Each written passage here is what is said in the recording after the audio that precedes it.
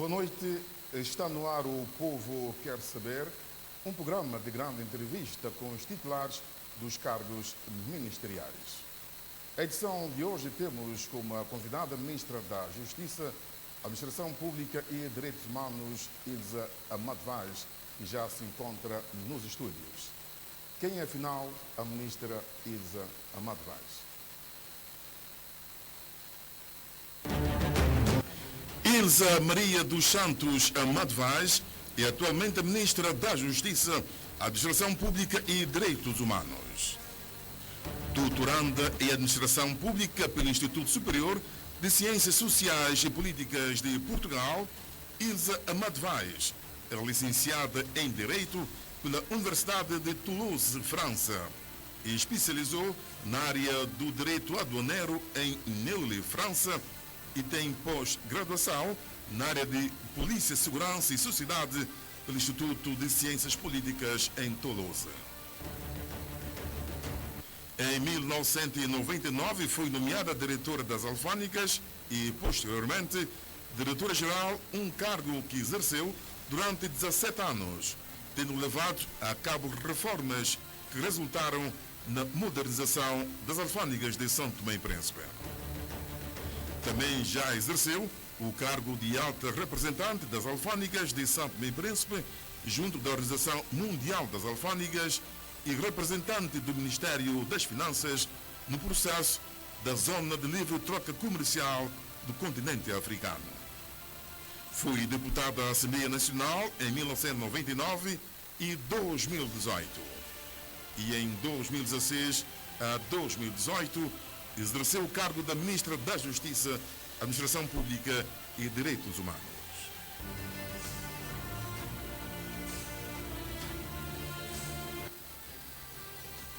Vamos com o resumo biográfico da Ministra da Justiça, Administração Pública e Direitos Humanos, Ilza Amado Vaz. Muito boa noite, Sra. Ministra. Tem algo a acrescentar nesse resumo? Ou está correto? Boa noite, Sr. Jornalista. Boa noite, telespectadores. Está correto. Está correto, ok. Está, obrigado. Então, Ministra, vamos de fato para o povo que quer saber. Nós sabemos que é comum o povo pedir a justiça. Queremos justiça, a justiça, mas afinal, quem de fato faz essa justiça? É o governo ou são os tribunais, o poder judicial? Sim, comumente as pessoas, quando estão perante uma situação em que querem ver o seu direito protegido ou a sua situação reparada ou resolvido o seu conflito, tende a dizer que quer a justiça. E, sobretudo em São Tomé, faz-se sempre referência a que quer a justiça, é a responsabilidade do Ministério da Justiça, o governo fazer a justiça. A justiça, no fundo, aquilo que se espera é que sejam protegidos os seus direitos.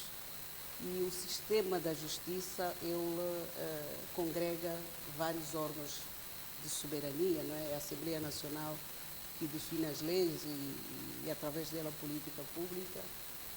Nesta área, o governo que tem a competência de definir políticas públicas específicas, quer dizer, medidas para fazer funcionar o sistema judiciário, mas, de facto, quem faz a justiça é o sistema judiciário, que são os tribunais, que têm a competência de aplicar a lei, fazê-la respeitar, dirimir os conflitos, proteger os direitos e interesses dos cidadãos. Quer dizer que, quando se exige a justiça, exige aos tribunais, que é o órgão com competências para dirimir os conflitos. Bom, depois dessa explicação, recentemente, na abertura do novo ano judicial, o Presidente da República manifestou-se preocupado e apreensivo com o futuro da Justiça. A Ministra, qual é o seu ponto de vista? Está na mesma linha de pensamento do Presidente da República? O pensamento do Sr. Presidente da República reflete o pensamento da população santomense e, como cidadã e como responsável também do Ministério da Justiça, com a tutela nas políticas públicas nessa matéria, claro que revejo no diagnóstico feito e confere e vai no mesmo sentido do que foi o meu discurso no ano passado, também na mesma ocasião da abertura do ano judicial, e é a mesma razão que justifica todo o processo de reforma que o governo tem levado a cabo. Falou justamente nesta reforma da Justiça, já se tem estado a falar há vários anos de reforma da Justiça. O que de facto que o governo pretende atingir com esta reforma da Justiça? Eu acho que nós temos é que entender o que é a reforma da Justiça, porque a reforma da Justiça não é um objetivo, um fim, é um processo. O objetivo qual é? É introduzir as alterações substanciais necessárias para que a justiça seja feita. E então, ela só poderá ser concretizada quando o cidadão sentir que ele tem um sistema judiciário forte, capaz de dirimir os conflitos, proteger os seus direitos e quando este órgão, os tribunais, decidir, ele sabe que decidiu de acordo com a lei e não há suspeitas, não há o medo de que a decisão não seja a decisão que deveria ser de acordo com a lei e as expectativas baseadas nos direitos que estão previamente protegidos. Mas até lá, o que é que o governo vai fazer para poder atingir esses objetivos que falou o ministro do Carmo? Até lá, o que o governo vai fazer é o que já começou a fazer, não é? Quando nós falamos de justiça, estamos a falar de um quadro normativo, existem regras que regulam os direitos das pessoas, existem regras que dizem como é que esses direitos são protegidos, quer dizer que existem normas substantivas e normas depois procedimentais que são utilizadas ao nível dos tribunais para depois saber como é que todo o processo decorre.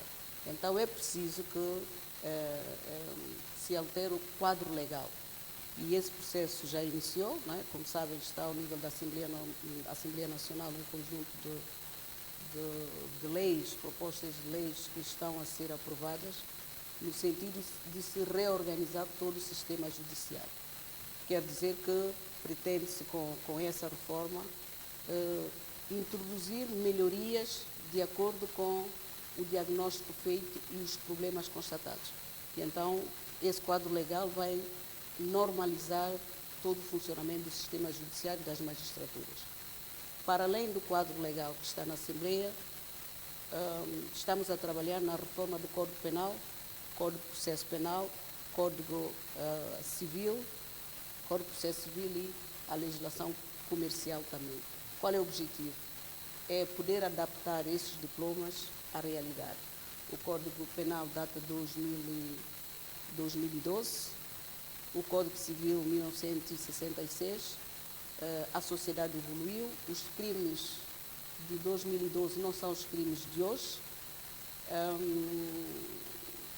a metodologia, o procedimento de 2000, outrora, não se adequa mais com a situação atual, tendo em conta que há uma evolução da sociedade. Há uma evolução da sociedade, a introdução da tecnologia, há crimes organizados, e então é preciso que tudo isso se adapte. A mesma realidade em relação à matéria civil, que quem recorre aos tribunais sabe o problema ou a dificuldade que tem em ver resolvida a sua situação ou o seu conflito. Quer dizer que há parte normativa toda que deve ser alterada. Para além disso, são as pessoas, os magistrados, os funcionários judiciais. É preciso que tenhamos pessoas competentes, capazes, íntegras.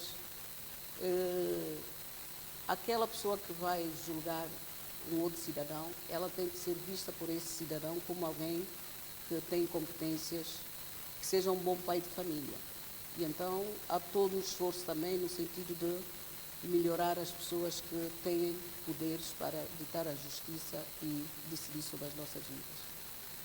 E esse processo passa pela constituição ou criação de uma estrutura que possa formar os magistrados, os funcionários judiciais de maneira permanente, Há a situação também da inspeção e avaliação, tanto da maneira como fazem, do comportamento e atuação dentro do processo.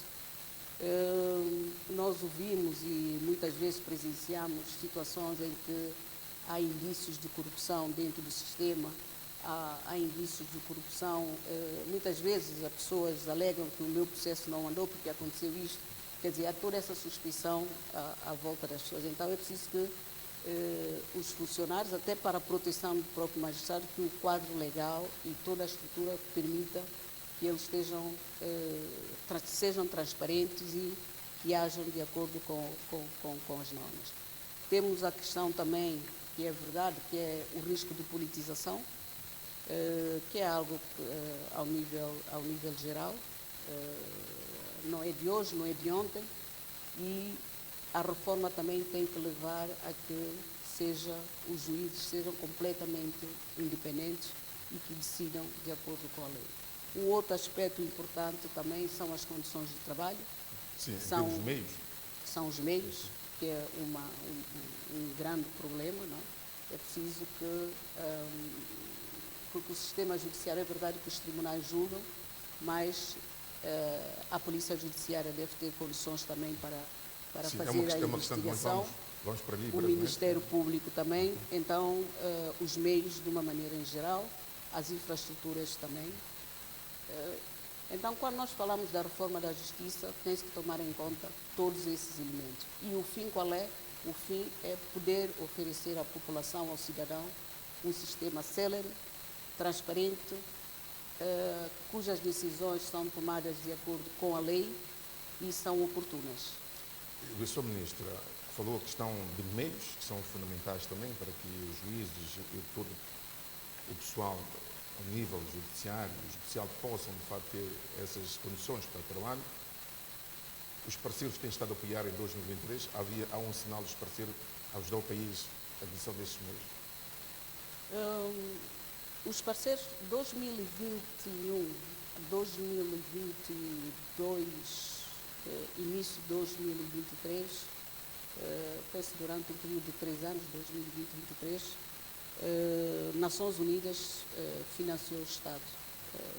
Santo Tomé apoiou no processo de reforma, o que permitiu melhorar o espaço para a criação do Tribunal do Distrito de Caué, e que nós esperamos, com a implementação da nova lei que está a ser aprovada na Assembleia Nacional, se possa ter no Distrito de Caué uma jurisdição e um tribunal a funcionar. Então, procedeu-se à reparação deste edifício, adquiriu-se uma viatura para os serviços prisionais e iniciou-se um processo que é a informatização dos trâmites processuais no âmbito do processo penal, que está em curso. Pensamos que ele possa-se começar a fazer o teste a partir do mês de abril, que é algo que vai revolucionar o sistema, porque vai permitir que todo o processo seja feito na base de um sistema informático.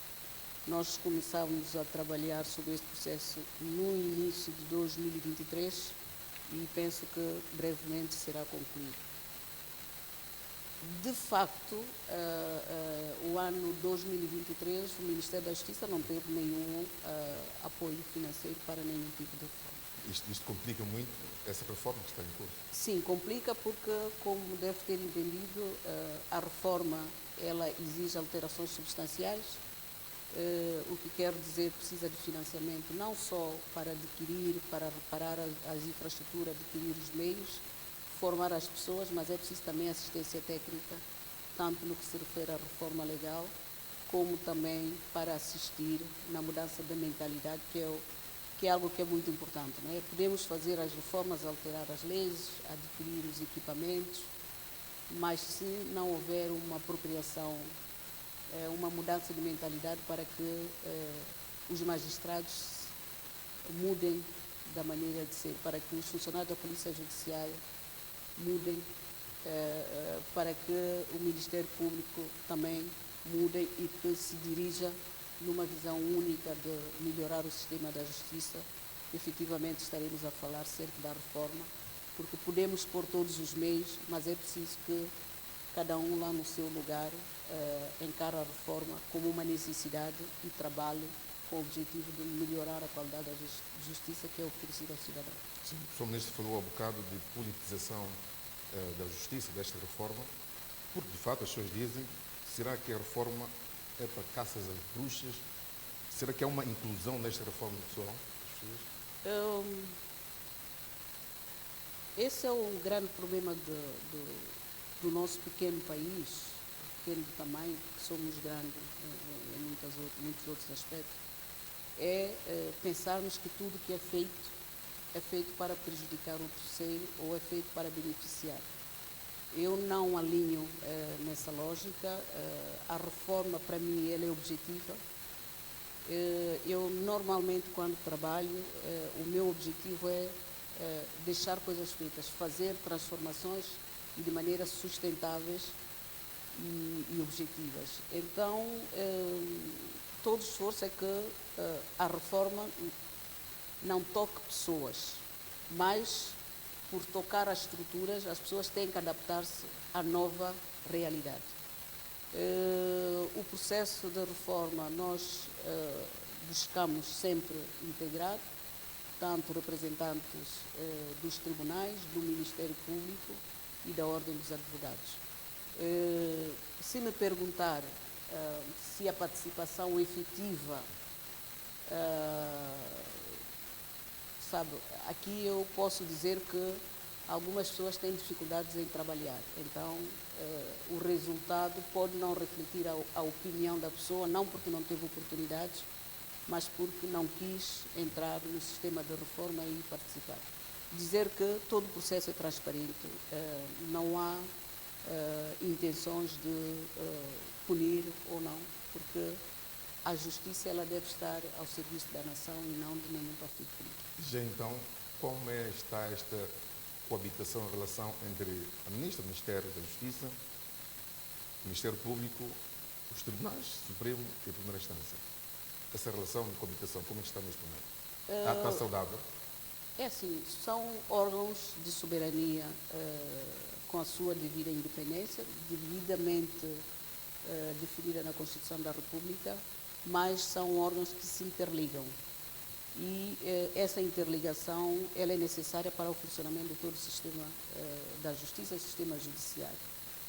A relação profissional e institucional ela é boa, não tenho razões para contestar, mas é verdade que o que nós, enquanto governo, exigimos é que os tribunais funcionem e que se consiga eliminar o sentimento de impunidade e o descrédito que se tem do sistema. Muitas vezes é pela não compreensão de como funciona ou por outras razões, mas também estamos conscientes e cientes que muitas vezes é pela maneira como os atores do sistema exercem a justiça. A questão de que os atores, recentemente nós vimos um grupo dos candidatos, dizem ter vencido o concurso para a ingressão de novos juízes. Eles dizem que acusa o governo de estar a usar falsos argumentos para anular o referido concurso. O governo diz que também está a bloquear o processo. Isto corresponde à verdade? O governo está a bloquear a tomada de posse de 8 juízes que participaram no concurso. O sistema judiciário, mais uma vez, os tribunais são órgãos independentes. Quem organiza todo o processo de recrutamento são os tribunais, através de um dos seus órgãos, que é o Conselho Superior da Magistratura Judicial. O governo não é parte deste processo. O governo não é notificado, nem é informado da abertura do concurso, de quantas vagas existem, de qual é a disponibilidade financeira. Quer dizer que eu, na qualidade da ministra, tomei conhecimento da realização do concurso, como qualquer cidadão tomou conhecimento, não fui informado, não sou parte nesse processo. Quanto à problemática, também tomei conhecimento através da comunicação social. Não recebi nenhuma notificação, nenhum pedido de esclarecimento, reclamação, contestação da parte do Conselho Superior da Magistratura Judicial. No mês passado, os candidatos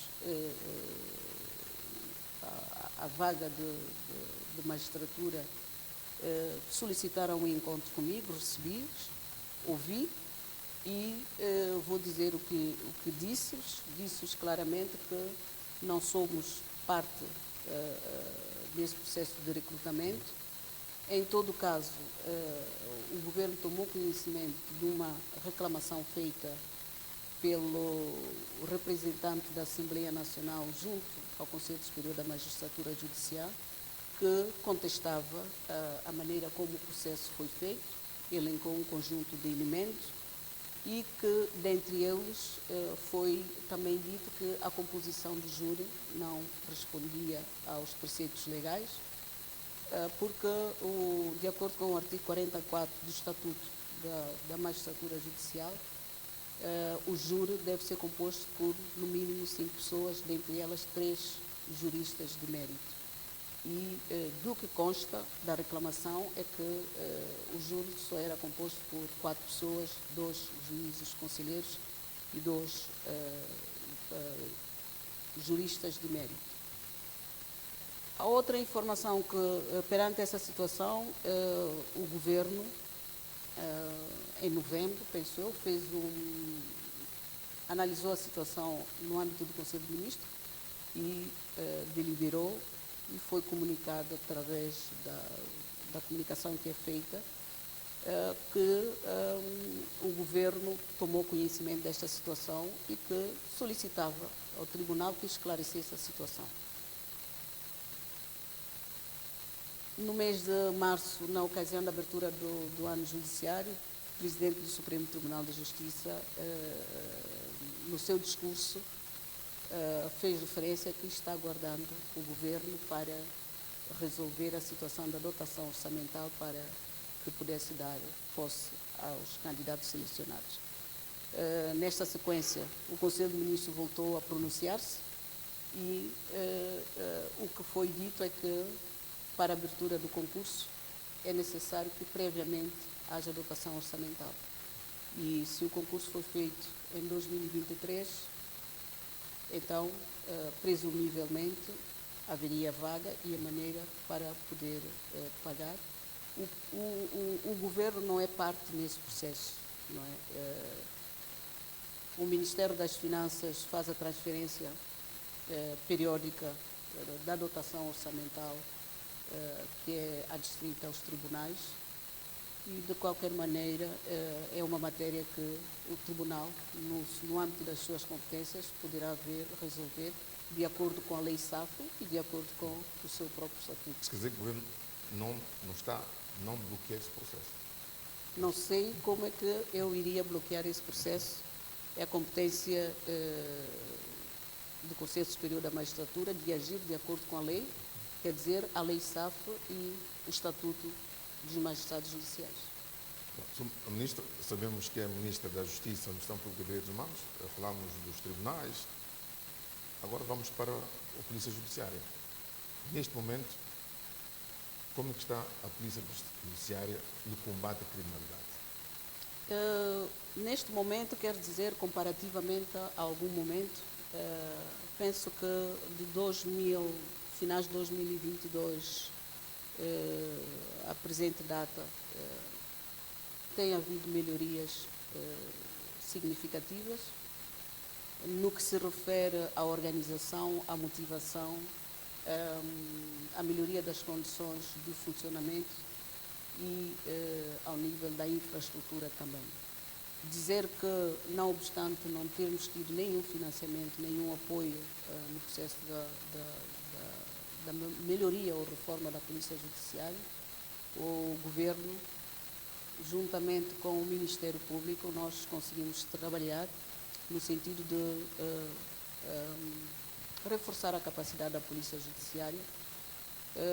Em finais de 2022, 2023, havia cerca de 3.800 processos parados muitos referentes ao ano 2019, 2020, 2021 e 2022, e neste momento o balanço é positivo, já não tem processos de 2019. Dizer que a situação não é aquela que nós esperamos que seja, é verdade que a tipologia criminal alterou, não é? Registra-se o aumento de criminalidade e a Polícia Judiciária, não obstante os esforços e a melhoria que se tem registrado, ainda não tem competências nem capacidades para combater a criminalidade da maneira como ao mesmo nível do aumento.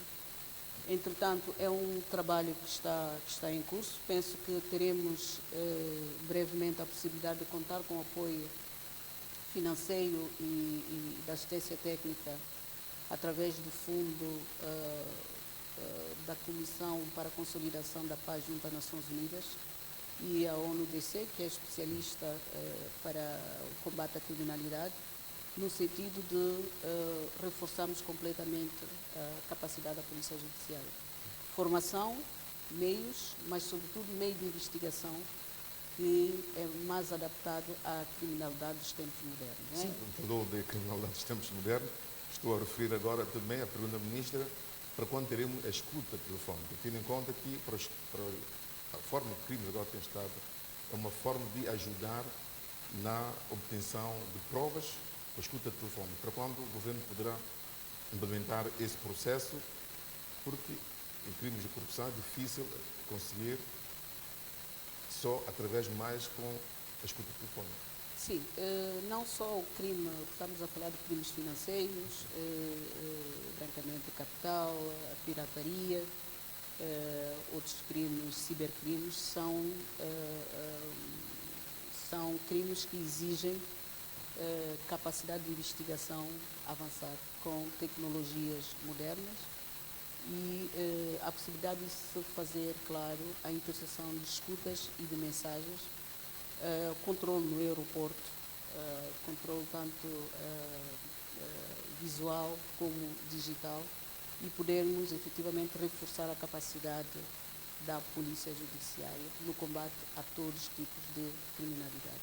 E estamos alinhados com algumas organizações internacionais e eu espero que brevemente se consiga disponibilizar meios para formar, dotar de equipamentos e reforçar a capacidade de atuação da Polícia Judiciária. Como eu disse, sem meios, nós o que reparamos é que existem algumas pessoas comprometidas com o sistema. Temos alguns bons inspetores e temos alguns maus inspetores.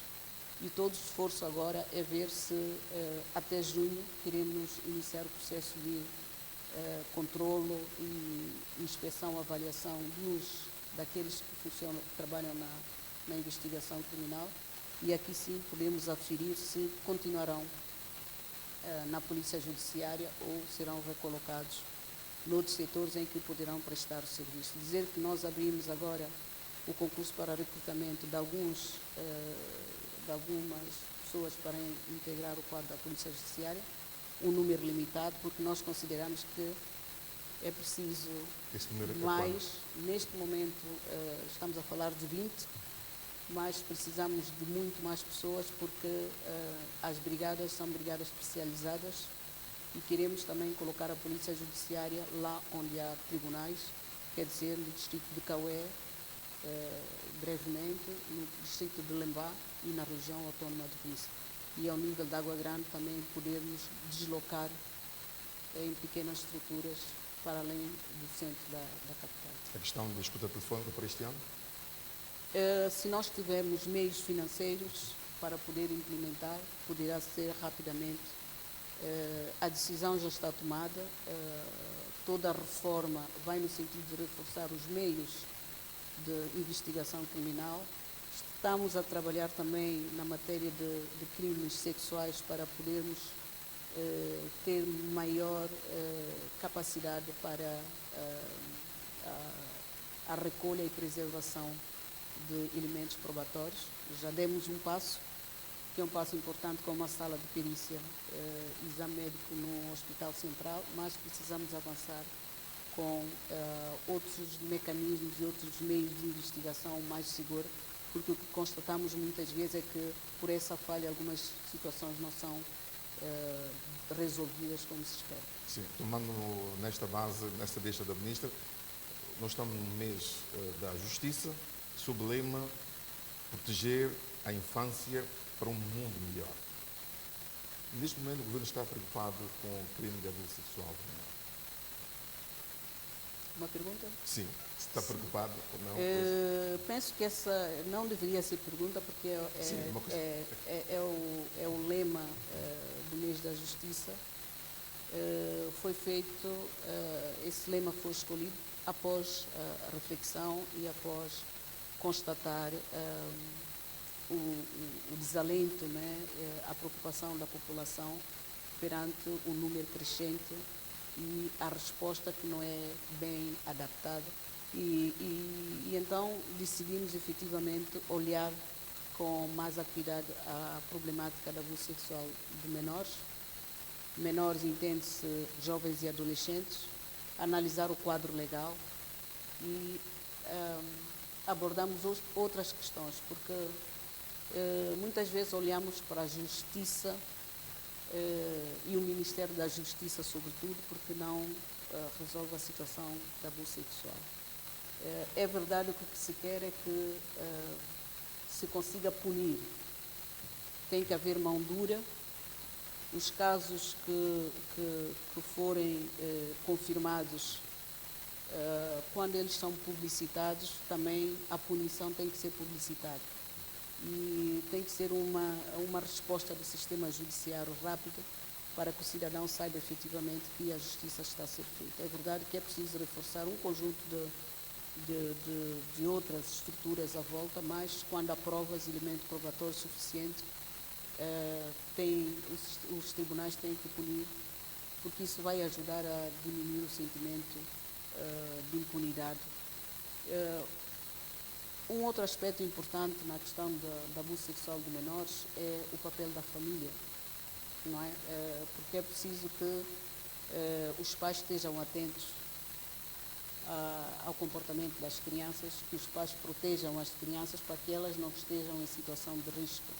A sociedade civil também, os jornalistas, a comunicação social tem que fazer o seu papel, tem que passar mais conteúdos que fazem as pessoas despertar e terem consciência que não vamos esperar que aconteça para a justiça resolver, porque mesmo se a justiça punir e condenar, ninguém vai reparar o dano que a violação, o abuso sexual cria na criança.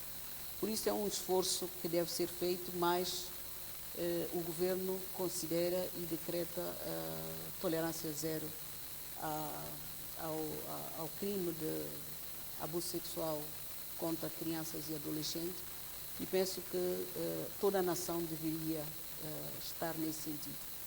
E alguns aspectos devem ser tomados em conta. A situação da criança, que deve ser protegida. O Governo está a trabalhar e brevemente o decreto será publicado no sentido de tornar efetivamente gratuita as consultas médicas, os atendimentos, não só nos centros hospitalares aqui na região Tomé Príncipe, mas também nos centros distritais de saúde. As polícias não podem cobrar, as polícias distritais não podem cobrar atendimento e transporte das vítimas. As vítimas não podem ser duplamente vítimas. Mas isto é uma consciência também que deve ser desenvolvida em cada cidadão santonense. Temos que desenvolver a empatia. Perante um trauma, o dinheiro não pode contar. E então, esse também é um engajamento do Governo, e o não cumprimento será considerado como uma falta grave disciplinar, e a pessoa poderá, o agente que cobrou o valor, ele será submetido ao processo disciplinar e, obrigatoriamente, o processo penal, porque ele estará a fazer uma cobrança ilegal e cometendo outros crimes, né, crimes financeiros, porque ele não pode. Então, o compromisso do governo, ele existe e iremos trabalhar, mesmo colaborando também com as ONG, algumas que têm feito um excelente trabalho, a SPF, a SOS Mulher, as mulheres juristas, algumas pessoas, alguns advogados também. Podemos até referenciar o trabalho que a doutora Silisa faz pro bono, o doutor Cotrim, a psicóloga Raquel, a outra socióloga também, a Danquá. Então, há um conjunto de pessoas que trabalham e o governo irá apoiar todas essas iniciativas privadas no sentido de se reforçar a capacidade de resposta ao combate e prevenção ao abuso sexual contra criança e adolescente. E apelo aqui a atenção dos pais, encarregados de educação, professores. No fundo, esta deve ser uma causa de todos nós, não só do governo, e que os tribunais tenham mão dura. Sim, o ministro já falou dos advogados. Essa questão de pagamento dos trabalhos que são prestados ao nível dos tribunais, o governo tem estado a conotar essas dívidas todas? Este é um assunto que está sobre a mesa. Eu brevemente irei reunir com a Ordem dos Advogados para podermos retomar este processo. Nós, o governo, precisamos que a todos os cidadãos seja garantido o acesso à justiça. E esse acesso há uma parte que será resolvida ao levar os serviços mais próximos do cidadão, mas também a garantia que alguém estará a cuidar de defender aqueles que, por alguma razão, sobretudo razões financeiras, não podem pagar um advogado. Então, estamos a falar de oficiosas, e então o Orçamento Geral do Estado, no Orçamento Geral está prevista uma verba para pagamento das defesas oficiosas e nós iremos abordar com a Ordem dos Advogados como retomarmos a partir deste ano e depois trataremos dos atrasados. Começamos também um processo com o governo brasileiro, a Defensoria Pública, no sentido de podermos também criar condições para que o governo, o Estado, assuma alguma assistência através de pessoas, advogados, juristas, que estejam adstritos ao Ministério da Justiça e que possam, lá onde não tem presença dos advogados, poderem prestar esse serviço de defensoria pública gratuita aos cidadãos. Mas então, estás a pensar também a nível de apoio dos juízes estrangeiros para os tribunais também, defender essa ideia, tendo em conta que está num nível de advogados, essa cooperação ao nível internacional não poderá estender-se também para terem São Tomé e Príncipe, alguns juízes defendem, alguns juízes para assessorar o nosso juiz de Santo Tomé? Sim, nós, no âmbito da reforma, quando nós falamos de capacitação, formação, nós estamos a trabalhar para ter um instituto que consiga formar de maneira permanente a administração pública, os funcionários da administração pública, os magistrados e também os funcionários judiciais e termos junto dos juízes os magistrados da CPLP para acompanhar, o que vai ajudar a reforçar a capacidade. Então, penso que é consensual e os tribunais aceitam, é algo que já foi debatido e é consensual, a vinda de magistrados para assessorar e trabalharem com os juízes e trabalharem também nos cartórios dos tribunais. Não ditar as leis em São Tomé e Príncipe? A lei atual não permite, o governo não introduziu esta vertente na proposta, mas a presença dos magistrados nos tribunais, sim, será real, tanto na formação como no acompanhamento, mas a inovação ao nível das alterações legais vai no sentido de permitir que magistrados estrangeiros, sobretudo a CPLP, possam integrar o corpo de inspetores do sistema judiciário e aqui sim avaliar o nível de desempenho dos magistrados. Dizer que é algo que já é prática, mas mas os magistrados estrangeiros não participam depois no processo final, na definição e na aplicação da sanção. E então o que nós vamos fazer é no sentido de oficializar e criar um corpo efetivo que possa integrar estrangeiros, neste caso magistrados da CPLP, para ajudar no controle, na inspeção de desempenho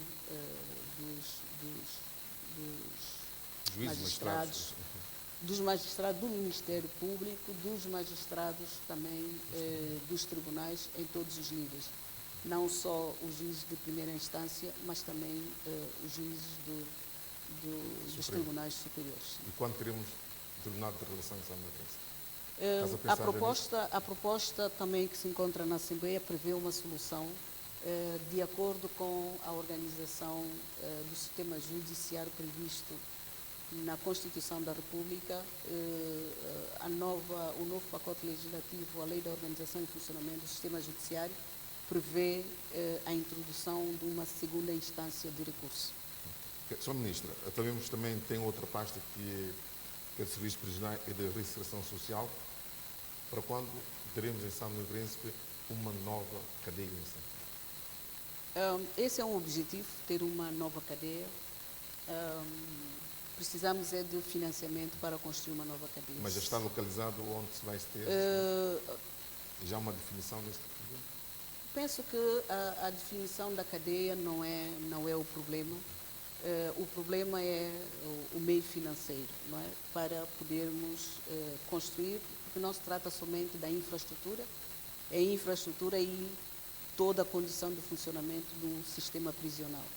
Dizer que ao nível, para encontrar uma solução, sobretudo nos casos das pessoas que estão no fim do cumprimento de pena ou em regime aberto, vamos finalizar brevemente o espaço para albergar cerca de 50 reclusos no centro de Campo Grande.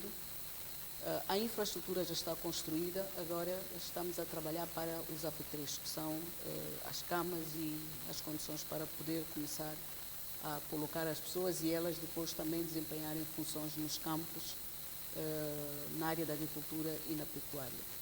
Ao nível da região autónoma do Príncipe, exatamente, que é fundamental também. Que tem uma situação crítica, né? As pessoas detidas têm que vir cumprir a pena de prisão preventiva em São Tomé, depois regressam à região autónoma do Príncipe para o julgamento e depois vêm para o cumprimento da pena sancionatória em São Tomé e Príncipe, na cadeia central. Nós pensamos que brevemente poderemos ter uma estrutura prisional na região autónoma do Príncipe, no âmbito do projeto que estaremos a negociar ainda este mês com a Comissão para a Consolidação da Paz. Então resolveremos a situação da cadeia na região autónoma do Príncipe, melhoraremos aqui em São Tomé espaço para atendimento, para recolha, para albergar os reclusos. Há uma especificidade também que nós reparamos e que temos que encontrar uma resposta, são algumas pessoas que, pela sua condição, a lei considera que devem cumprir pena numa outra instância e não conjuntamente com os reclusos comuns. Então, também devemos começar a pensar numa cadeia ou num espaço para albergar, mesmo que seja dentro do espaço prisional, mas em contexto separado para albergar também outros tipos de detidos. Sra. Ministra, o povo quer saber, nós lançamos um desafio hoje para as pessoas ligarem o WhatsApp para enviar as suas preocupações. Alguém mandou uma preocupação a dizer porquê, de facto, que nós temos os reclusos na rua. Porquê isto que se passa em São Tomé? Ter o recluso na rua advém da própria lei. Existe a lei da execução de penas, que ela data de 2003 e que tem algumas normas que determinam as condições em que o recluso deve ser reavaliada a sua pena, a possibilidade de aplicação da pena da liberdade condicional, as saídas temporárias, a realização de trabalhos para a comunidade. É verdade que há uma prática já muito antiga que faz com que muitas vezes os serviços não tomem em consideração elementos profundos para analisar a situação de cada recluso e colocam efetivamente a fazerem trabalhos na comunidade alguns reclusos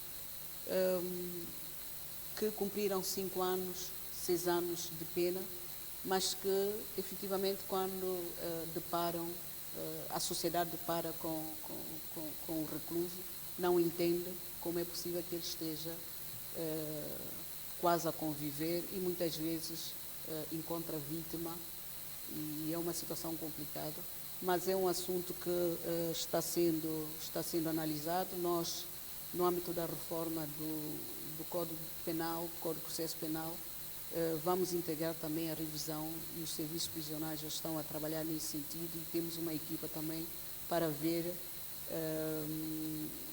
como podemos alterar a lei da execução de penas, o Código de Processo Penal também, no sentido de garantir que se diminua o sentimento de impunidade, porque é claro que ao cruzar com o recluso há esse sentimento de impunidade ou pensar que a justiça não está a ser feita. Então é preciso rever o quadro legal. Esse é o compromisso do Governo. Pensamos que antes do mês de junho submeteremos para uma discussão pública o Código Penal, o Código de Processo Penal, a Lei da Violência Doméstica, o Estatuto de Proteção de Vítimas e a Lei da Execução de Penas. São instrumentos importantíssimos e que devem estar adaptados à evolução da sociedade. Infelizmente, eles datam de 20 anos e então a sociedade evoluiu muito e é preciso que se altere, e esse é o nosso compromisso, estamos a trabalhar nesse sentido. Mas já orientações claras dadas à direção da polícia, dos serviços prisionais, no sentido de limitarem ao máximo a saída de pessoas que cometeram crimes de abuso sexual de menores, violação, crimes de sangue, crimes que afetam e chocaram a sociedade. O lugar desses criminosos é na cadeia e não na comunidade. Então é um trabalho que tem que ser feito e os serviços prisionais têm que entrar nessa lógica também. A ministra também tem outra pasta, que é a administração pública. Recentemente houve uma reforma que está a proceder nesse processo de reforma legislativa, e falou-se agora que o número de funcionários era 14 para 20 Como é que está esse processo de reforma da administração pública? O processo está em curso, efetivamente. Esse trabalho de levantamento, diagnóstico, foi muito importante. Pela primeira vez nós conseguimos ter os dados de quantas pessoas têm vínculo jurídico com o Estado.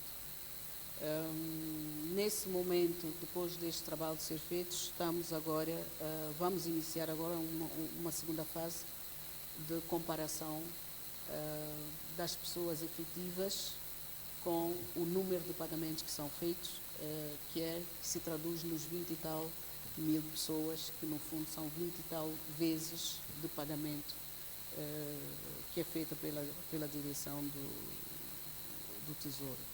E então este trabalho será feito. No próximo mês nós iremos iniciar uma segunda fase, que será a fase de levantamento de acordo com os 4 eixos. Iremos fazer um levantamento ao nível das estruturas para conhecer como é que as instituições estão organizadas, como é que elas funcionam, aquelas estruturas que existem que servem para alguma coisa, outras que podem ser fundidas. Também iremos trabalhar no levantamento dos procedimentos, entender o que é necessário, o que não é necessário ao nível dos procedimentos, levantamento de toda a infraestrutura existente na parte da informática, o que há, o que não há, os serviços, como é que eles são prestados fora da capital, e a partir desse levantamento nós podemos começar a implementar medidas que são adaptadas para alterar a administração pública.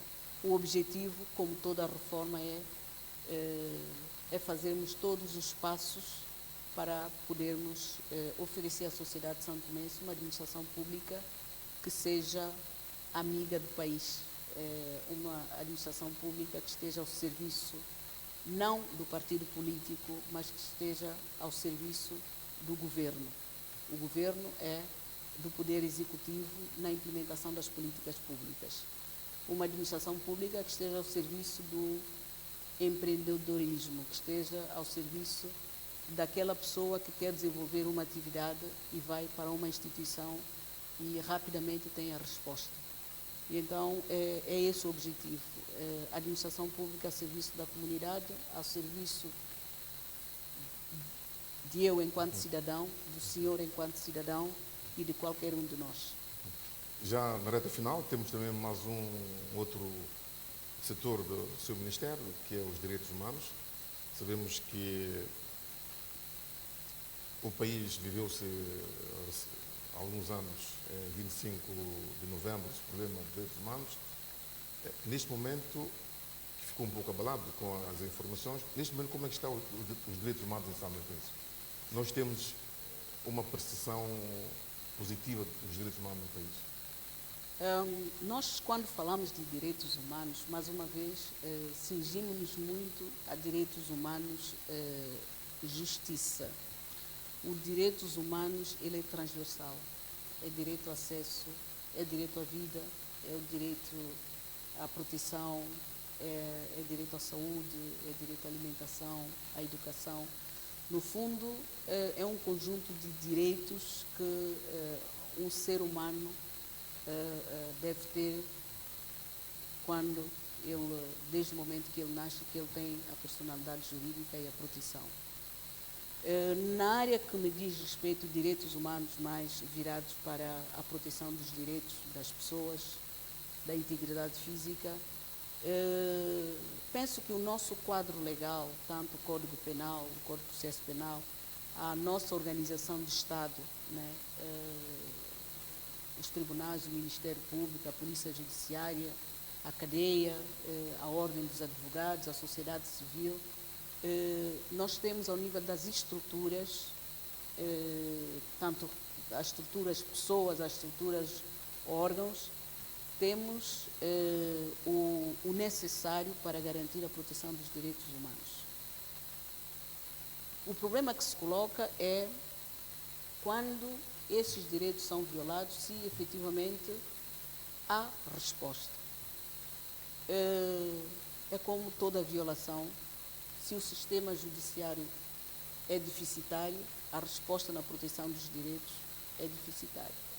Mas, para além disso, todo cidadão, independentemente do cargo que ele exerce, independentemente de ocupar ou de estar a desempenhar uma função no setor público, privado, militar, paramilitar, policial, ele não está, não se encontra numa situação superior à lei. Então, ele deve respeitar a lei e deve respeitar os direitos humanos.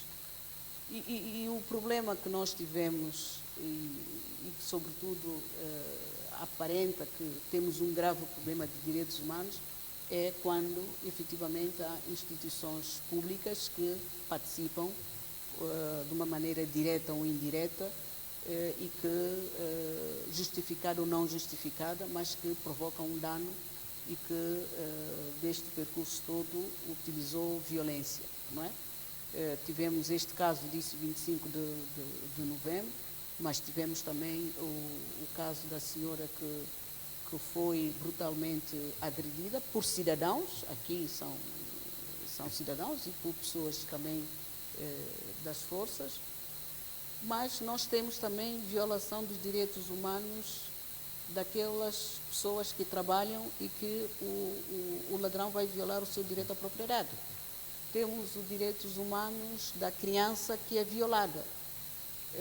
Então, o problema dos direitos humanos ele é transversal e a resolução dele passa por reforçar obrigatoriamente o sistema judiciário, sensibilizar as pessoas de uma maneira transversal à sociedade santomense que é preciso respeitar os direitos humanos. E o compromisso do governo nesse sentido, e é demonstrado, é o esforço de todos esses atos serem sancionados. É possível que não se goste da maneira como está resolvido, mas os tribunais são órgãos independentes, a realização da justiça é da competência dos tribunais e a nossa convicção e a nossa esperança é que os atos de violação dos direitos humanos sejam punidos, porque somente a punição é que permitirá eliminar o sentimento de impunidade. Um outro aspecto que demonstra o compromisso do governo é que também ainda neste mês nós vamos receber uma grande delegação regional e também internacional de direitos humanos e o governo já decidiu em criar uma instituição independente de direitos humanos. Quer dizer que, para além da responsabilidade dos tribunais, do Ministério Público, da Polícia Judiciária, dos órgãos de prevenção contra a violação dos direitos humanos, da sociedade civil, nós vamos ter um órgão independente que iremos decidir se é um provedor ou se será uma instituição, uma comissão, que terá competência para, com a devida independência e com distanciamento, poder alertar o governo, poder alertar a sociedade, poder contestar, protestar, no fundo, defender os direitos humanos. O Ministério da Justiça tem uma direção de direitos humanos e nós temos levado a sério todo esse processo. Na matéria de direito das crianças, como eu disse, direitos humanos engloba os direitos das crianças, somos signatários da Declaração da Carta do Direito das Crianças, da Convenção contra a Discriminação das Mulheres, que são instrumentos que também obrigam a um conjunto de medidas para a proteção dos direitos das mulheres, das crianças e, no fundo, direitos humanos. E temos obrigação de apresentar relatórios periódicos. Por isso, acho que é um objetivo, não deve ser só do governo, deve ser também, mais uma vez, de todos nós, criar condições para a preservação dos direitos humanos. E quando tudo falha, é preciso que os tribunais estejam à altura de sancionar, punir e punir. Então, punir. Fica assim essas últimas palavras da Ministra da Justiça, Administração Pública e Direitos Humanos, Ilza Matos Vaz. Sr. Ministro, muito obrigado por este convite, estar presente conosco nesta entrevista. Esperemos ter uma outra oportunidade de ter a Sra. Ministra aqui nos estúdios. Muito obrigado, Sr. Jornalista. Espero ter trazido as informações de maneira clara para o conhecimento do povo, que, no fundo, é quem mais ordena, não é? E o propósito do governo, sobretudo nesse processo da reforma, é que tanto a reforma da administração pública como a reforma da justiça ela seja sustentável. Não é uma reforma para terminar em 2026, mas é uma reforma para continuar e, sobretudo, para produzir frutos para o país. Ok, sim, muito obrigado. Frutos para o país. Fica assim mais uma edição do O Povo Quer Saber e vamos regressar na próxima ocasião. Muito obrigado. Obrigada.